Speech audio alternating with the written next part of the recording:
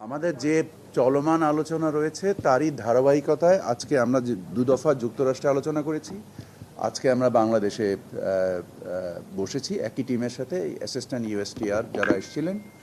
আমাদের যে agreement framework এবং আমাদের যে কান্ট্রি স্পেসিফিক কমিটমেন্ট, এই বিষয়ে আমাদের যে আলোচনাগুলো চলছিল এবং সেই আলোচনার একটা আমাদের জয়েন্ট ডিক্লারেশনের রেফারেন্সে আমরা কিছু ডিসকাশন করেছি আজকে।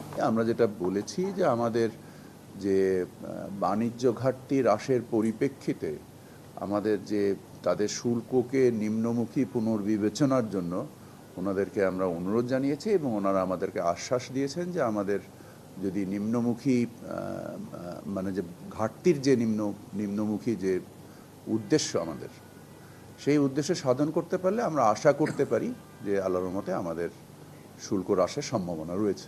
না, চুক্তি এখনো আমাদের সাথে হয়নি। আমরা সেই চুক্তি করার লক্ষ্যেই এই আলোচনাগুলো করছি। আমাদের যে ইস্যুসগুলো নিয়ে আলোচনা হচ্ছে, এই চুক্তিকে চূড়ান্ত রূপ দেওয়ার উদ্দেশ্যেই আমাদের এই আলোচনা।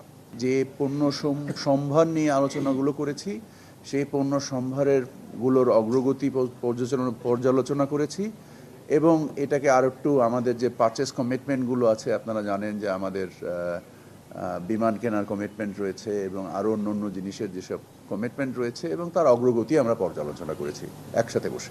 আমাদের অগ্রগতি পর্যালোচনায় দেখা গিয়েছে এটা সন্তোষজনক পর্যায়ে পৌঁছাচ্ছে এবং আমাদের বাণিজ্য ঘাটতি হ্রাস পাচ্ছে। তাতে আমাদের উভয়েরই অর্থনৈতিক সক্ষমতা বৃদ্ধি পাচ্ছে, কারণ আমরা যে কয়েকটা পণ্যের উপরে ভিত্তি করে আমাদের বাণিজ্য ঘাটতি মেটানোর চেষ্টা করেছি, একটা হচ্ছে কৃষি পণ্য, আর একটা হচ্ছে জ্বালানি পণ্য, এবং উভয় পণ্যই এখন আমরা সাশ্রয়ী মূল্যে, আন্তর্জাতিক বাজারের থেকেও সাশ্রয়ী মূল্যে যুক্তরাষ্ট্র থেকে আমরা এগুলো কিনতে পারছি। তো এর ফলে আমাদের অগ্রগতি ঘটছে এবং এর বাইরেও আমরা প্রচেষ্টা আছে। আমাদের যে প্রতিশ্রুতি অনুযায়ী আমাদের যে অগ্রগতিগুলো পর্যালোচনা করা হয়েছে এবং আমাদের অগ্রগতি সন্তোষজনক বলে আমরা মনে করছি।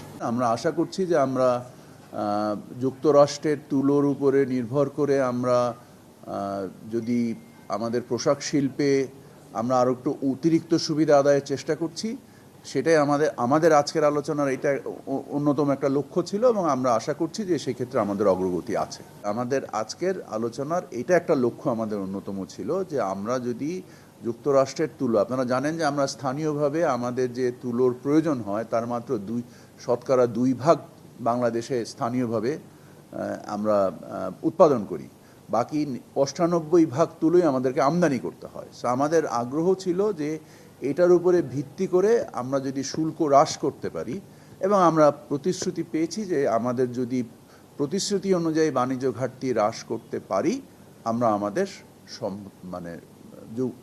মানে শুল্ক হ্রাসের আরও সম্ভাবনা রয়েছে। আমেরিকার গম এবং রাশিয়ার গমের তুলনামূলকভাবে গুণগত পার্থক্য রয়েছে এবং রাশিয়ার গমের যে প্রোটিন কন্টেন্ট এবং আমেরিকার গমের প্রোটিন কন্টেন্ট মিনিমাম 10 থেকে 15 বেশি। সো এই প্রোটিন কন্টেন্টের উপরে নির্ভর করে যেমন অস্ট্রেলিয়ার গম, কানাডার গম, আমেরিকার গম, আর্জেন্টিনার গম বা রাশিয়ার গম, এদের ভিন্ন ভিন্ন মূল্যস্তর রয়েছে।